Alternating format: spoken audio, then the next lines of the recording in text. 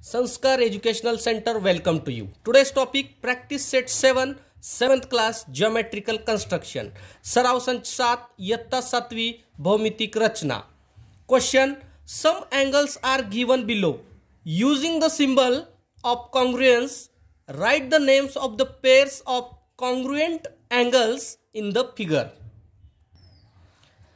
खाली काही कोन दिले आहेत, त्यांतील एकरूप कोनाच्या जोड्या एकरूपतेचे चिन्ह वापरून लिहायचं आहे. बघा इथं आपल्याला इथं फर्स्ट आपल्याला काय करायचं आहे, जोड्या आपल्याला इथं बनवायचे. फर्स्ट बघा इकडे काय म्हणलेलं आहे, जसं इथं AOC हे 45 आणि 35 असं अँगलचं माप दिलेलं आहे. पण इथं बघा 90 दिलेलं आहे. हा 90 म्हणजेच काय, काटकोन. इथं सुद्धा काटकोन आहे, म्हणजे हे एकरूप आहेत.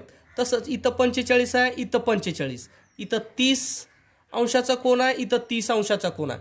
हे सगळे एकरूप आहेत. ह्यालाच आपल्याला इथं एकरूपतेचं जे चिन्ह आहे त्या चिन्हाचा वापर करून आपल्याला ह्या जोड्या सर्व लिहायच्या आहेत. ठीक आहे. फर्स्ट आपण लिहू अँगल PQR कॉन्ग्रुएंट. हे जे चिन्ह आहे हे एकरूपतेचं चिन्ह आहे. ठीक आहे. PQR हे 90 अंशाचं आहे. AOC हे सुद्धा 90 अंशाचं आहे. कारण काय, हा कोन सुद्धा काटकोन आहे. Angle AOC, angle PQR congruent angle AOC. Next pair बघा. आता नेक्स्ट जोडी काय आपली, बघा इथं काय दिलंय 45 डिग्री, इथं सुद्धा 45 डिग्री आहे. मग आपण लिहू शकतो AOB, अँगल AOB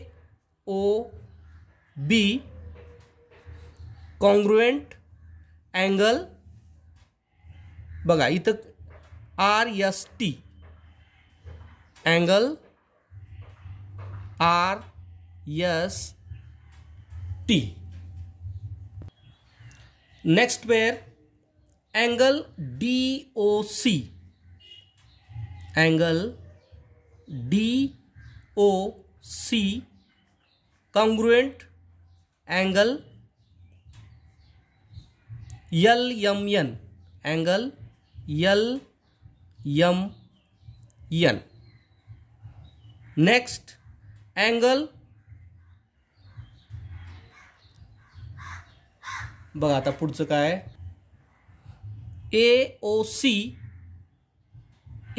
AOB जे आहे, हा जो O आणि B जे किरण आहे हा काय आहे, अँगल बायसेक्टर. म्हणजे इथं 45 अंशाचं कोन तयार होतंय, तर इथं सुद्धा 45 अंशाचा कोन तयार होईल. म्हणून आपल्याला काय लिहायचं आहे, angle BOC, angle BOC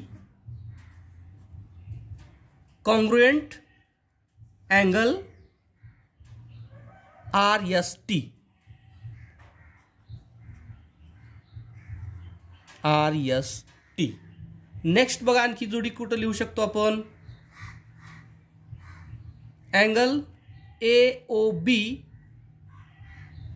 angle BOC. बघा इथल्या इथं आपण करू शकतो अँगल AOB, अँगल BOC. ठीक आहे. हे सुद्धा काय आहेत, एकरूप आहेत, कॉन्ग्रुएंट आहेत. ठीक आहे. Angle AOB congruent angle BOC. O आणि B जे आहे अँगल बायसेक्टर, म्हणजे कोन दुभाजक आहे. म्हणजे कोन दुभाजक म्हणजे 90 अंशाचा कोन आहे, त्याचे 45 इकडं तर इकडं 45 होतील. ठीक आहे. त्याच्यामुळे हे angle AOB congruent angle BOC हे सुद्धा याच्यामध्ये धरलं जाईल. ठीक आहे. ओके, थँक्यू, धन्यवाद.